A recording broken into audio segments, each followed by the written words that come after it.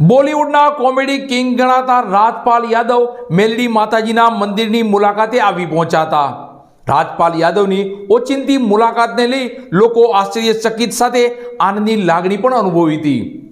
અમરેલી જિલ્લાના સાવરકુંડલા ખાતે આવેલ સુપ્રસિદ્ધ મેલડી માતાજીના મંદિર ખાતે કોમેડી કિંગ રાજપાલ યાદવ દર્શનાર્થે આવી પહોંચ્યા હતા.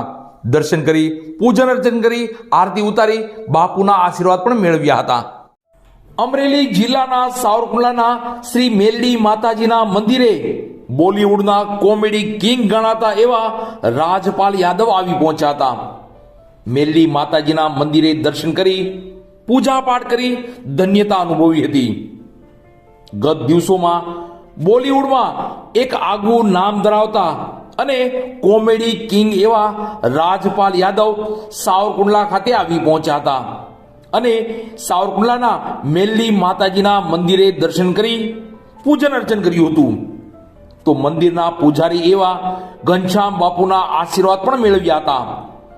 તો રાજપાલ યાદવે આ મેલડી માતાજીના મંદિર ખાતે યોજાયેલ સંતવાણી કાર્યક્રમ પણ નિહાળ્યો હતો.